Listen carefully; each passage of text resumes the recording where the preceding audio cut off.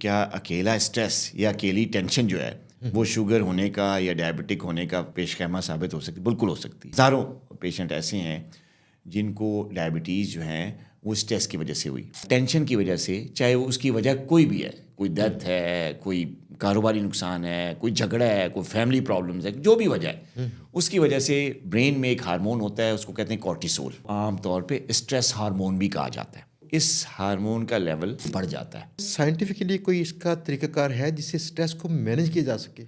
Doctor صاحب میں نے بات ایک سنی تھی کہ اسٹریس شوگر پیدا کرتا ہے. کیا اسٹریس صرف اکیلا اسٹریس ہی ذمہ دار ہو سکتا ہے؟ جی بالکل, آپ نے بڑا صحیح فرمایا کہ جی کیا اکیلا اسٹریس یا اکیلی ٹینشن جو ہے وہ شوگر ہونے کا یا ڈائبٹک ہونے کا پیش خیمہ ثابت ہو سکتی؟ بالکل ہو سکتی ہے. میرے پاس کئی پیشنٹ ہیں, اب میں نمبر تو مجھے یاد نہیں, ہزاروں پیشنٹ ایسے ہیں جن کو ڈائبٹیز جو ہیں وہ اسٹریس کی وجہ سے ہوئی.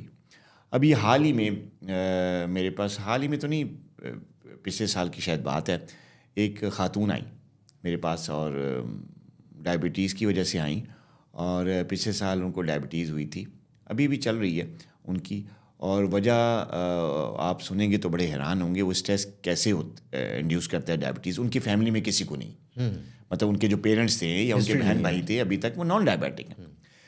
ہوا کیا کہ بسنت پہ تو ویسے ہی پابندی, اب تو خیر گورنمنٹ نے اچھا کیا کہ اس پہ پابندی ختم کر دی. بیٹا ان کا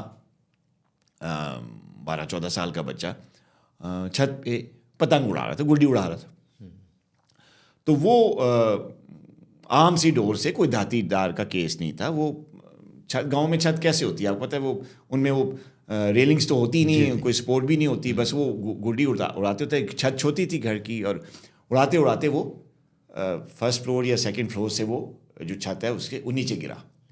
نیچے ان کے گھر میں کچھ کنسٹرکشن ہو رہی تھی, تو پھٹے شٹے پڑے ہوئے تھے لکڑی کے, اس کے اوپر وہ گرا ہائٹ سے نا, اور اتنی زیادہ بھی ہائٹ نہیں تھی, لیکن اس کو ہیڈ انجری ہوئی اور اسپائن کی انجری ہوئی, جس کی وجہ سے وہ ہاسپٹل میں رہا کوئی 10-15 دن وینٹیلیٹر پہ, لیکن وہ جام بر نہ ہو سکا, اس کی ڈیتھ ہوگی.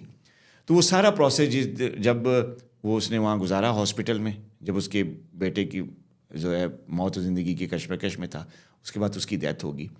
اس کے بعد اس عورت کو جو ہے نہ مینٹل صحت ملی اور نہ فزیکل صحت کے ساتھ کیا ہوا کہ اس کو ڈائبٹیز ہوگی, اور گاؤں میں علاج کرانے کے بعد اس کی ٹھیک نہیں ہوئی. پھر وہ میرے پاس آئی, اور پھر ابھی الحمدللہ اس کی شوگر تو ٹھیک کنٹرول میں چل رہی ہے, لیکن یہ جو اسٹریس ہے ظاہر ہے وہ نقصان جو اس کا ہوا ہے وہ واپس تو نہیں آیا نا. تو وہ ابھی, حالانکہ اس کو میں نے بڑی کاؤنسلنگ کی, ابھی بھی کرتے ہیں, اور سائیکیٹرسٹ کو بھی بیچ میں انوالو کیا, سارا کچھ کیا, جتنا میڈیکل جو مینجمنٹ ہو سکتی تھی ٹاپ, وہ ہم نے اس کے ساتھ کی. لیکن ڈائبٹیز اپنی جگہ پہ ہے. ہاں, اس شوق سے یا اس بیٹے کی جو ہلاکت کی وجہ سے جو اس کا اسٹریس ہوا تھا ایکیوٹ, اس سے اس کی جان تو ابھی چھوٹ گئی ہے, وہ تھوڑا ریلیکسڈ ہے, اور بچے میں ہیں اس میں ان کی زندگی گزری ہے, لیکن وہ ابھی بھی اس چیز کو نہیں بھلا پائی. تو اسٹریسز, یہ اسٹریس کی وجہ سے اس کو ڈائبٹیز ہوئی. اور اس ڈیتھ کے بعد اس نے جب بار بار اس کو یورین آیا اور سمٹمز آئے, تو پھر جب ڈائگنوسز ہوئی تو پتہ چلا وہ ڈائبٹک ہوگی. حالانکہ فیملی میں کوئی ڈائبٹیز نہیں اور کوئی اوور ویٹ نہیں, گاؤں کا لائف سٹائل آپ کو پتہ ہے, چلنے پھرنے والا, محنت کش والا, لیکن اس کو ہوگی. اور یہ وجہ یہی تھی, یہ اسٹریس جو اس کے بچے کی حادثے کی صورت میں آیا. اور اس طرح کی کئی واقعات ہیں میرے پاس. کلینک پہ آنے والے ہزاروں پیشنٹس ہیں, کسی کی کوئی کاروباری ہو گیا, نقصان ہو گیا لاکھوں روپے کا, تو وہ شوق میں چلے گئے, اور شوق کی وجہ سے ان کو ڈائبٹیز ہوگی. تو اسٹریس کا بہت ہی گہرا تعلق ہے. اور جہاں تک ٹیکنیکل بات ہے, ہوتا یہ ہے کہ اسٹریس کی وجہ سے, ٹینشن کی وجہ سے, چاہے وہ اس کی وجہ کوئی بھی ہے, کوئی ڈیتھ ہے, کوئی کاروباری نقصان ہے, کوئی جھگڑا ہے, کوئی فیملی پرابلمز ہے, جو بھی وجہ ہے, اس کی وجہ سے برین میں ایک ہارمون ہوتا ہے, اس کو کہتے ہیں کورٹیسول, اور اس کا نام آپ نے سنا ہوگا, اس کو عام طور پہ اسٹریس ہارمون بھی کہا جاتا ہے. اچھا, اب جب انسان ٹینشن میں ہوتا ہے, اسٹریس میں ہوتا ہے, تو اس ہارمون کا لیول یوزلی جو ہے, جو لیول نارمل ہوتا ہے, یہ بڑھ جاتا ہے.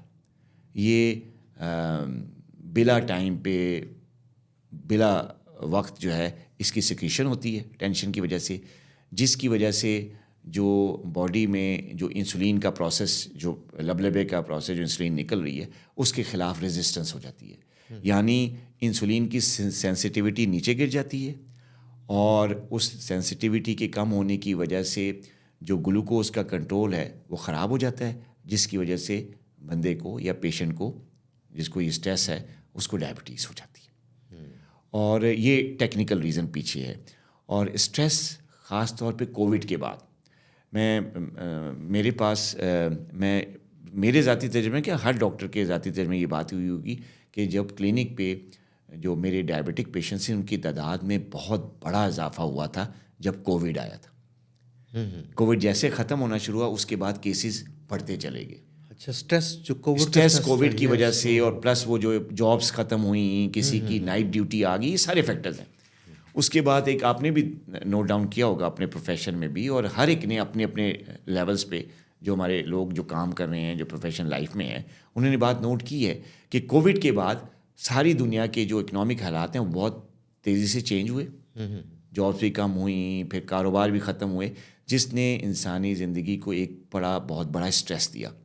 اس اسٹریس کی وجہ سے کئی لوگ جو ہیں وہ ڈائبٹیز کا شکار ہوئے، اور لوگ یہ سمجھتے رہے کہ شاید ہم نے ویکسین کروائی ہے، اس کا کوئی سائیڈ افیکٹ ہے، یا جو وہ وائرس ہے جو کووڈ ہے اس نے ہمیں شوگر دی۔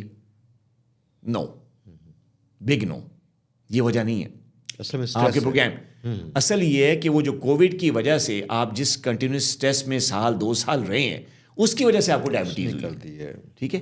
تو یہ جو چیز آپ نے مینشن کی کہ اسٹریس واقعی ڈائبٹیز کاز کر سکتی ہے، کرتی ہے، اور کووڈ کے بعد اسٹریس جو ہے one of the major factor یا one of the major reason behind the increasing incidence of diabetes in Pakistan, اور میرے خیال ہے ورلڈ اوور بھی یہی چیز چل رہی ہے۔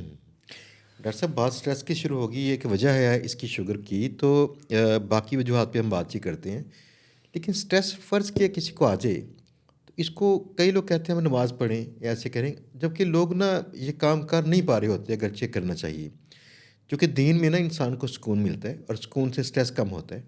اس کا کیا سائنٹیفکلی کوئی اس کا طریقہ کار ہے جس سے اسٹریس کو مینیج کیا جا سکے؟ جی، سائنٹیفکلی میڈیکیشنز بھی ہیں اسٹریس کو کم کرنے کے لیے، اور اس کے لیے اسپیشلسٹ ڈاکٹرز ہیں، سائیکیٹرسٹ کہتے ہیں، سائیکالوجسٹ ہوتے ہیں جو کاؤنسلنگ سے یا باتوں سے علاج کرتے ہیں، سائیکو تھیراپی کرواتے ہیں، سائیکیٹرسٹ تھوڑے سی میڈیکیشن بھی دیتے ہیں، کاؤنسلنگ بھی کرتے ہیں، سارا کچھ ہے۔ اور کچھ میڈیکیشنز ہیں جو کہ دی جاتی ہیں، لائف سٹائل کو چینج کیا جاتا ہے، بیہیویئر تھیراپی ایک چیز ہے جو کہ ان کو دی جاتی ہے کہ ان کے بیہیویئر کو چینج کیا جاتا ہے۔ وہ جس چیز کو نیگیٹو لے رہے ہوتے ہیں اس کو وہ کچھ عرصے بعد ٹریٹمنٹ کے اوپر پازیٹیو لینا شروع ہو جاتے ہیں۔